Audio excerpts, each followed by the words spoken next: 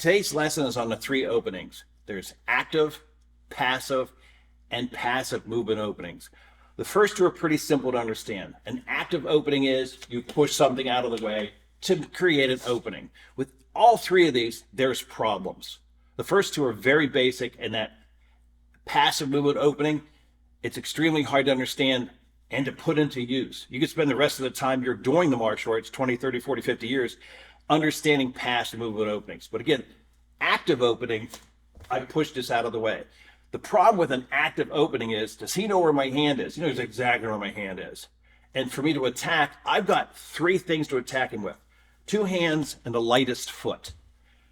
Putting that hand down, it's an active opening. I just lost 33% of my ability to attack him. Plus, he knows where this is. And if he's really strong, I might not be able to get out of the way. That's an active opening. There's several ways to do it. There's crawling that we're going to talk about later. But for now, just understand that's what an active opening is. The second one is a thing called a passive opening. Literally, it's a fake. You can do all kinds of fakes. If I go up high and he goes to reach, there's my opening. Pretty simple, right? Problem is, and it happens way too often, what if he doesn't go for the fake? I'm also open. You can use this with kicks. People go low, high, and want them to block low, and you tap them on the back of the head.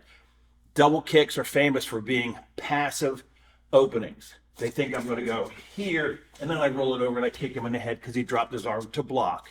One of the problems with those passive openings with feet is you've got to do the immediate movement on the second attack once you see them trying to block, or they're just going to go block and block. So again, active openings, you moved it.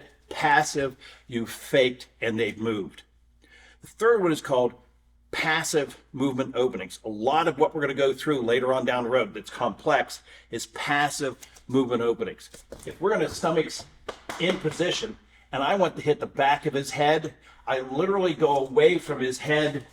He's bringing me there. Bang, he's bringing me the back of the head.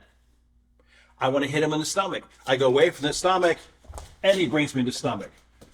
Pretty easy, right? Here's the problem with passive openings. And again, everything has a problem. When we turn away from the back of his head, I'm bringing my back of the head to him. If we turn away from the stomach to the stomach, I'm bringing my stomach to him. If your opponent doesn't understand passive movement openings, oh sure, you're going to have a field day clobbering that person.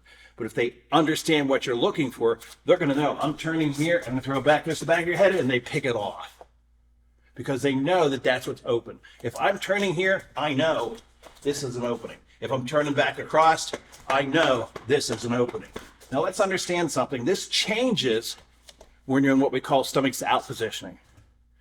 I want to hit the back of his head. I'm going to go away from the back of his head. He's going to bring it to me. What am I bringing to him? To a degree, I'm bringing his stomach. But the neat part about this, and again, we're going to talk about this much more, is it's harder for him to hit my stomach. Think about it. He's going this way, and he's going to try to hit my stomach. What kick can he hit my stomach with? Maybe a hook kick?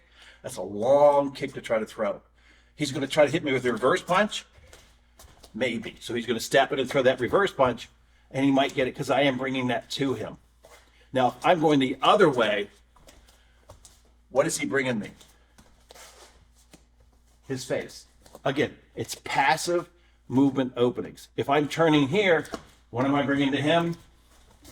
My face. So passive movement openings are good, but you got to know what you're looking for when you're turning. You got to know what's open when you're turning and what's open on your opponent.